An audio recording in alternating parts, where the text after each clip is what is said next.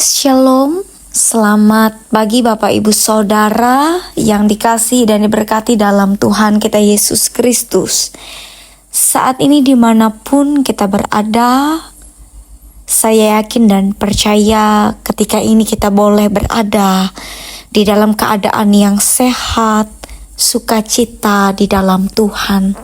Hari ini kita bersama mau mendengarkan bagian firman Tuhan sebagaimana nas almanak Gereja Kalimantan Evangelis terdapat dalam kitab Perjanjian Lama dari 2 Raja-Raja pasalnya yang kedua, ayatnya yang ke-16 hingga ayatnya yang ke-18 dengan perikop Elia naik ke sorga. Bapak Ibu Saudara yang dikasihi dan diberkati Tuhan, kesetiaan terbukti melalui perjalanan panjang yang seringkali menuntut pengorbanan. Mereka yang tetap setia pada panggilan Tuhan akan melihat bagaimana Tuhan bekerja secara luar biasa dalam hidup mereka. Kisah Elia dan Elisa adalah gambaran tentang bagaimana seorang hamba yang setia akan menerima bagian dari rencana besar Allah. Elia, nabi yang teguh menyampaikan kebenaran, menghadapi banyak tantangan dalam pelayanannya. Pada akhirnya ia tidak mengalami kematian seperti manusia pada umumnya, melainkan diangkat ke sorga. Elisa, muridnya yang setia, memilih untuk tetap setia. Kesetiaannya itu membuka jalan bagi rencana Allah yang lebih besar dalam hidupnya. Ketika kita lebih urut membuka firman Tuhan hari ini dalam pasal-pasal atau ayat-ayat yang sebelumnya, membawa kita pada momen-momen terakhir kehidupan Elia di bumi dan peralihan kepemimpinan kepada Elisa. Dalam cerita itu kita dapat mencatat beberapa hal penting di ayat-ayatnya yang sebelumnya, yaitu tentang kesetiaan yang tidak tergoyahkan, tentang mujizat dan kuasa Allah, tentang warisan rohani, dan tentang pencarian yang tidak perlu. Elia 3 kali meminta Elisa untuk meninggalkannya, tetapi Elisa tetap bersikeras untuk mengikuti gurunya. Ia tahu bahwa perpisahan itu akan terjadi, tetapi ia memilih untuk tetap berada di sisi Elia hingga akhir.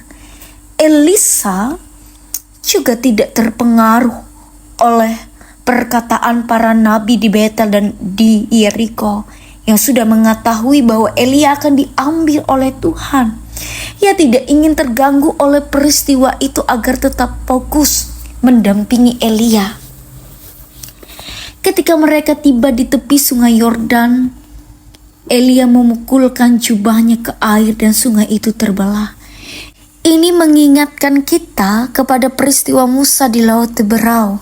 Selanjutnya, Elisa meminta 2 bagian roh Elia.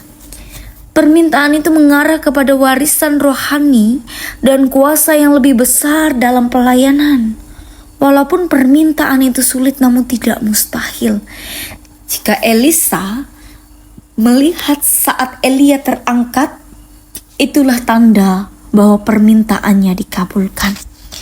Elisa menyaksikan peristiwa Elia naik ke sorga dalam angin badai.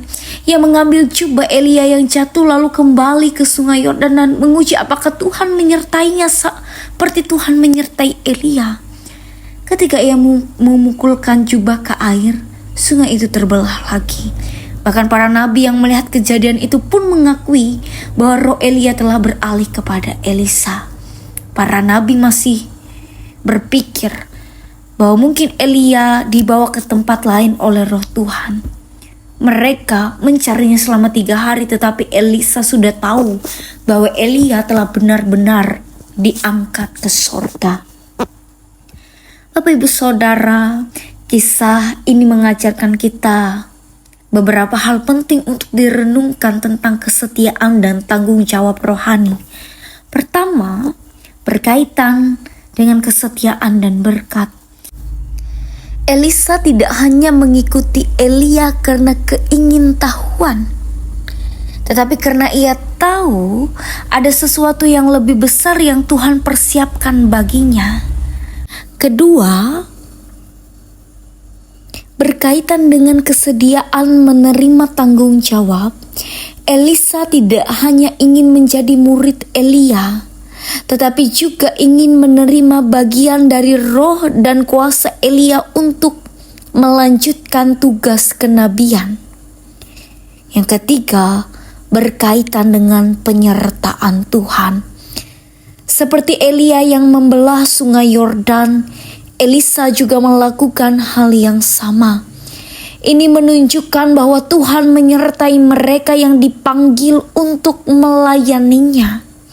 Keempat, berkaitan dengan transisi kepemimpinan, para nabi menyaksikan bahwa roh Elia telah beralih kepada Elisa.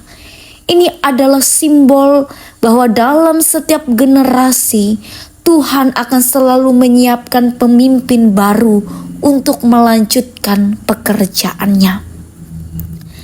Bapak, Ibu, Saudara yang dikasihi dan diberkati Tuhan, melalui firman Tuhan hari ini memberi beberapa pesan iman untuk kita lakukan di dalam kehidupan kita sebagai orang percaya. Yang pertama, setialah dalam panggilan Tuhan dalam kehidupan sehari-hari.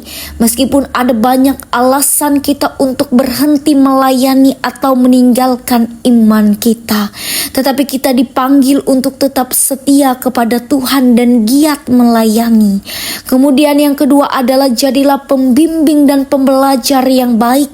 Kita semua memiliki tanggung jawab untuk berkelanjutan pelayanan, seperti relasi tanggung jawab di antara Elia dan Elisa. Pada satu sisi kita harus membimbing orang lain dalam iman, dan di sisi lain kita juga harus rendah hati untuk belajar dari orang-orang di sekitar kita. Yang ketiga, mintalah kuasa Tuhan untuk pelayanan. Biarlah Roh Kudus itu tetap setia dalam aspek kehidupan dan pelayanan kita. Kemudian yang keempat, percayalah bahwa Tuhan menyertai kita dalam setiap tantangan hidup kita. Kita harus percaya bahwa Tuhan tetap bekerja dalam hidup kita. Bapak, Ibu, Saudara yang dikasihi dan diberkati dalam Tuhan kita Yesus Kristus, Elisa yang setia mendampingi Elia menerima warisan rohani untuk kesinambungan pelayanan. Kisah itu juga mendorong kita untuk membangun kebersamaan dan merawat kesetiaan melayani, percaya pada kuasa Tuhan, dan terus mempersiapkan generasi mendatang demi keberlanjutan pelayanan. Kiranya Tuhan Yesus memberkati kita. Amin. Mari kita merendahkan diri kita di hadapan Tuhan. Kita menaikkan doa kita berdoa. Bapa di dalam kerajaan surga, kami mengucap syukur dan berterima kasih atas kebaikan Tuhan dalam hidup kami. Terima kasih kami masih diberikan kesehatan, kekuatan, nafas kehidupan, bahkan hari baru yang boleh kami nikmati sampai pada saat ini.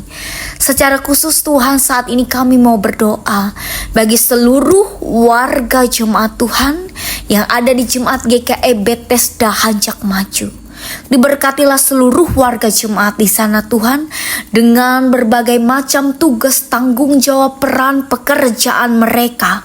Hari-hari kehidupan mereka diberkati oleh Tuhan. Sawah, kebun, tanah yang mereka garap, yang mereka kelola, yang mereka kerjakan, semuanya itu akan diberkati oleh Tuhan. Dari yang muda sampai yang tua, semuanya diberkati oleh Tuhan. Mereka tidak akan hidup berkekurangan, tetapi mereka akan hidup berkelimpahan di dalam Tuhan. Segenap pergumulan, harapan, cita-cita yang mereka impikan, yang mereka rindukan, biarlah semuanya itu kami taruhkan hanya ke dalam tangan pengasihan Tuhan saja. Terima kasih Tuhan, kami juga mau berdoa bagi majelis jemaat yang ada di Jemaat GKE Bethesda Hancak Maju. Diberkatilah majelis jemaat yang ada di sana dengan berbagai macam tugas pelayanan karya yang mereka lakukan.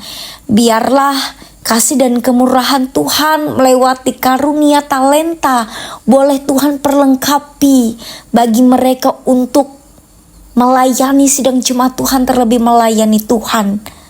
Terima kasih Tuhan, kembali kami juga mau menyerahkan keberadaan kehidupan kami bersama seluruh anggota keluarga rumah tangga kami, bahkan seluruh warga jemaat Tuhan yang ada di jemaat GKE Bethesda Hancak Maju. Terima kasih Tuhan, kami berdoa. Amin. Shalom, selamat pagi. Tuhan memberkati kita.